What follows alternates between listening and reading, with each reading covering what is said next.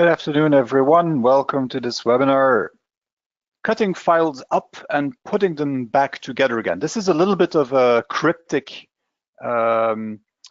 title if you want, but I'll explain exactly what I want. Look at this. This looks a little bit weird, but imagine that you're going to a trade show, and on that trade show there is a table. So you have a tabletop. What often happens is that there's a sheet of fabric with stuff printed on it, so that if you drape it over the table, you get this on the top of the table, the right-hand side, the left-hand side, the back, and the front. So this is a template, if you want, that you could create in Illustrator and give to someone, and they would fill in these purple areas. The purple areas is where you can put logos and text and everything you want to share visually or graphically with the people who visit the show. The light purple that you have in the background is or represents the fabric. What we want to do for this particular case is, instead of printing this like this, which would mean that we waste a bunch of material at the sides here, I want to cut this file apart. I want to take the middle section, so back, top, and front, and then I want to reposition this thing on the left-hand side on the right. And that will give me a smaller sheet that can be printed, because normally there is some confection going on here anyway to add material that will look nice when you put it on the table. So what I want is to go from this to this, and of course this can be used for all kinds of purposes. I'm using this table throw to well, as an example, if you want, but there is a lot of stuff going on in large format print where it might be better to take a file that has a little bit of an irregular shape and recombine the components in a little bit. So one of the questions we got a while ago is, can you do this in pdfToolbox? Can I start from a file that is one page and that looks like this, and where the output of an imposition configuration or an imposition process is this? Can we do that? And well, our first idea, of course, is using the imposition engine. This is something that you might experience yourself. And the first time you build your own imposition configuration, it's a bit of a challenge. You read the documentation is a little bit terse sometimes, it's not always immediately clear. But once you've done a couple of things with this imposition engine, you'll soon realize that it is actually very, very easy to use and very powerful to use in all kinds of special projects that you want to do. So you could think that the imposition engine can do exactly what we want. In reality, it's a little bit more difficult than that. There is probably a way to force the imposition engine to do something that comes close, but it would not be easy. It would be very hard to maintain. It would be very hard to calculate in the first place. So I've opted not to do that.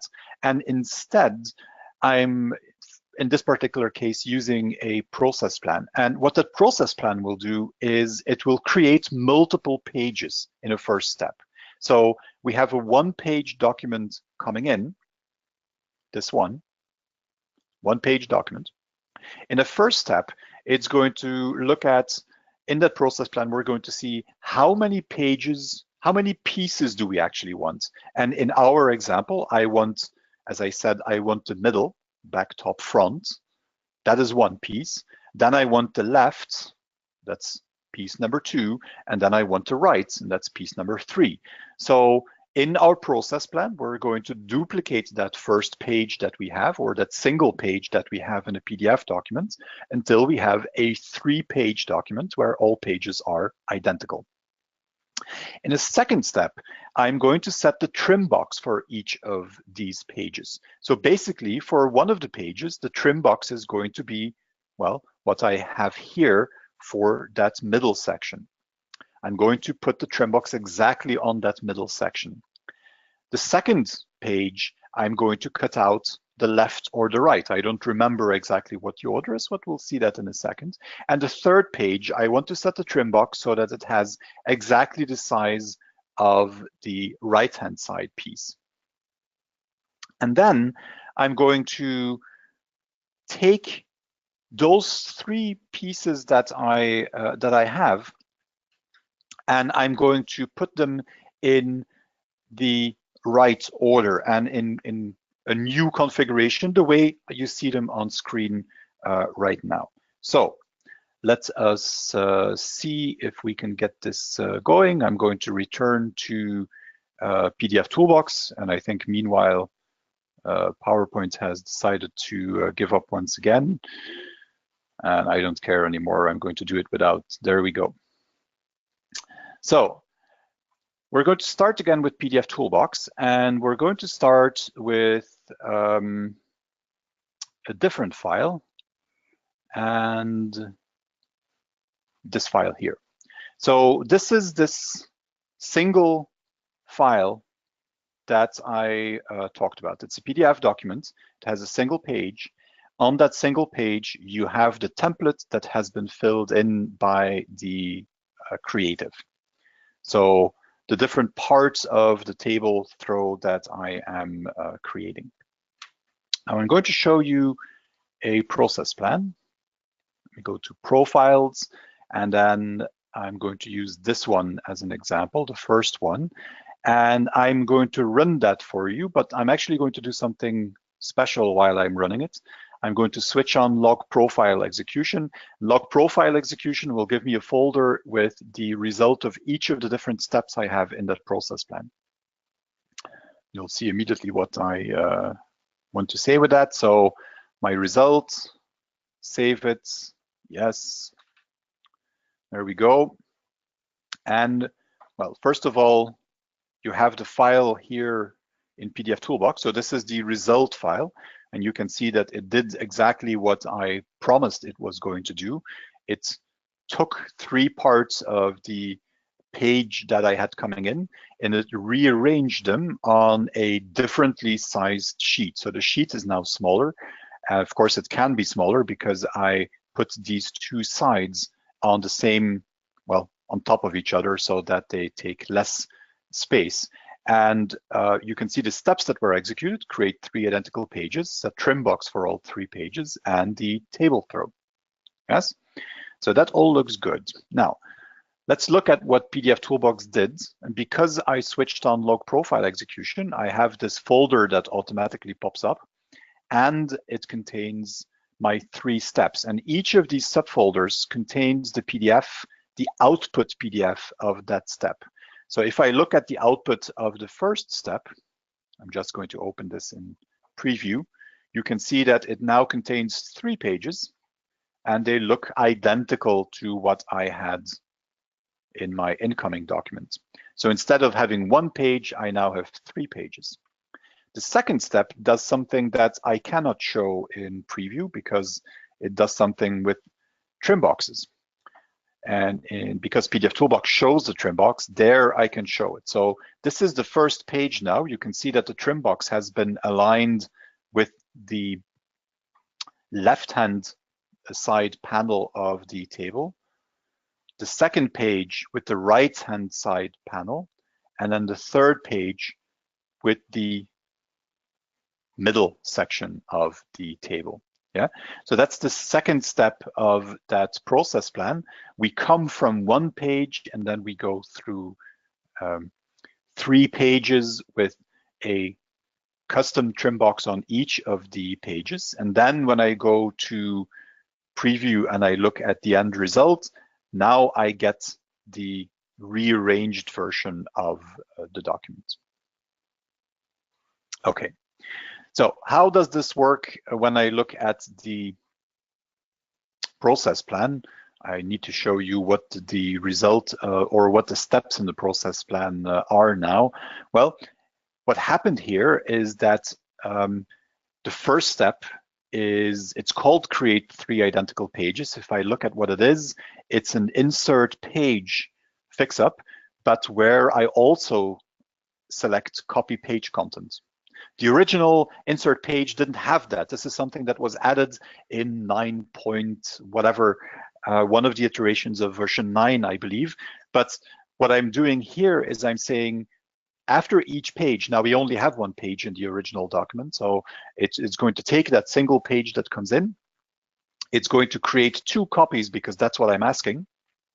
And it's not only going to create an empty page, it's also going to copy the page content of that first page to both of the copies that it creates. So this in essence takes a single page document and makes it a 3-page document where all pages are identical. And then I have a bit of a tricky one where I say set trim box for all 3 pages. And set trim box contains 3 different actions, and each of them sets the trim box. So here I say set trim box, same thing here, and same thing on the third one. And you can see that each of those has different coordinates. Yeah? But also, and this is the important part, where it says range, each of them has a pre-flight check. And this pre-flight check is one, I will briefly open it. It's a pre-flight check that says, check the sequential page number and check whether the sequential page number of the document is equal to 1. So this particular action is only going to happen on page number 1. The second thing that you see here is only going to happen on page number 3. It's very confusing, but it's correct. And this one is only going to happen on page number 2. So while I set the trim box 3 times, each time I only set the trim box on one of the 3 pages of the document. And that's why you have 3 identical pages, but with a different trim box on each of them. And then the next one is, again, an imposition action. So this is something that we created in the switchboard in, again, the arrange part, but this time with a table throw and a table throw run list and sheet config, so with different files. And I will briefly show you what those look like. It is not as complex or complicated as you might imagine.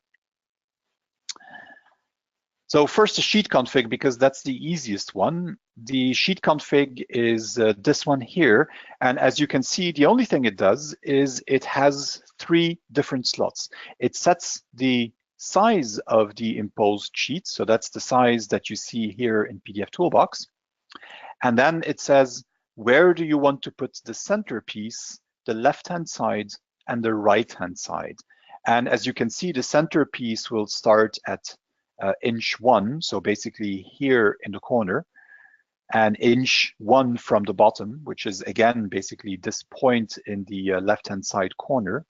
And then the other 2 pieces start from a left-hand side position of 74, and that's because, well, we have this right and this left part, and they both are on the right-hand side of my larger sheet. So that's why they are on the right-hand side. And that's basically all you have in this sheet config. These 3 slots that are defined, and of course, the width and height of the slots is correct for the trim box we set in the previous step.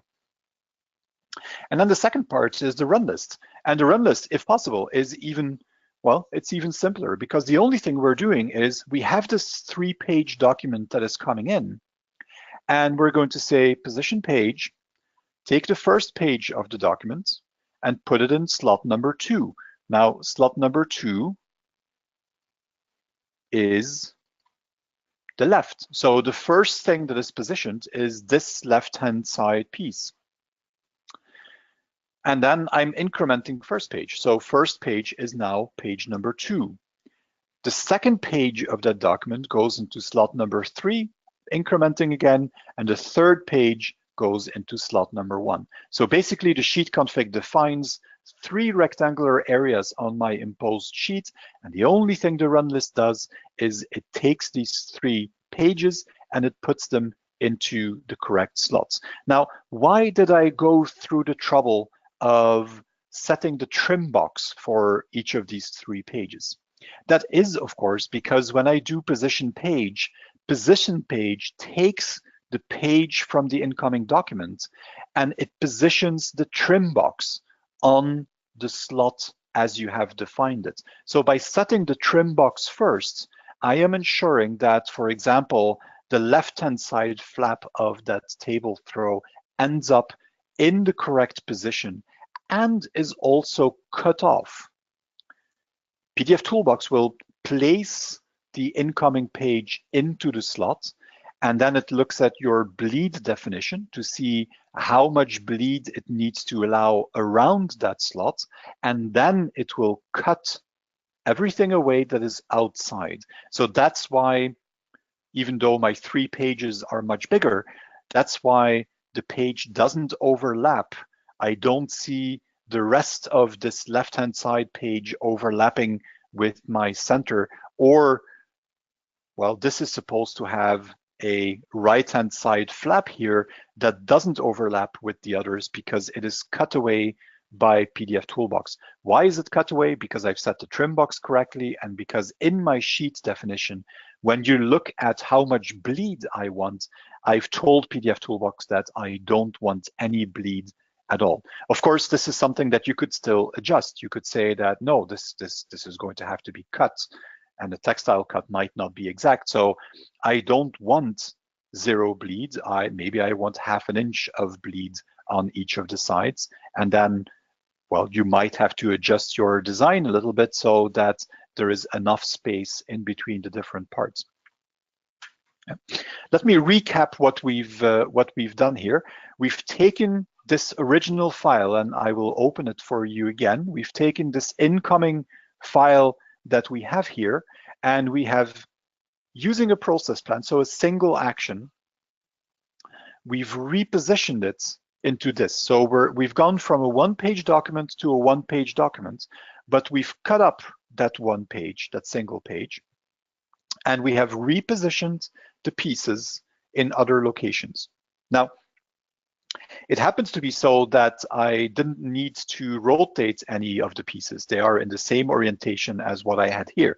I just had to move them. But because the imposition engine can do rotations, I could actually do rotations as well. So if it were more convenient to flip the left and right hand side so that they are landscape instead of portrait as here, then that could be done very easily with an imposition config as well. The only thing you have to remember is the 3 steps that we went through. And the 3 steps mean, well, the first one is create as many pages, identical pages, as the number of pieces that you want. Set the trim box correct for all of these pages, and then use an imposition config to take these 3 pages that now have a correct trim box and put them back together in the right order on a sheet that is as big as you want it to be. And like I said in the beginning, this is an example for table throws, but I've done other examples for double-sided flags, for example, where people want to be even more creative in the way that they recombine stuff on a printed sheet, because you have the overlap of the flag and you need to be able to print that correctly and then make sure it's sewn together correctly and so on. So you can go further with this idea and do even more complex things with it than the relatively simple example I have shown you here. One thing to look out for, maybe you can already see that here, we format 6 feet table throw. What you've seen in these different checks, for example, when we talk about the trim box, that's the biggest one, is that I work with fixed coordinates of where everything is. So if I had a table throw that was not 6 feet, but 8 feet or 10 feet or 4 feet, then I would have to create a new process plan that contained these things. That's one way of doing it. The other way of doing it, if you have a lot of these things or you have a variable size, well, pdfToolbox supports variables. So you could actually feed in the dimensions of the table as a variable into the process plan and then have some JavaScript in the process plan that calculates automatically where all of the pieces are, and then use those calculations in these different steps and even in the imposition configuration, so that you don't have to create a separate process plan for each different size table that you have. That's always It's always difficult to determine what the best way to do something is. It's of course very easy to simply duplicate this and then modify the numbers. If you have too many of them, there is a point where it becomes better to spend a little bit of time on implementing some variables in there so that you only have one process plan and it can handle any size of table that you want to throw at it.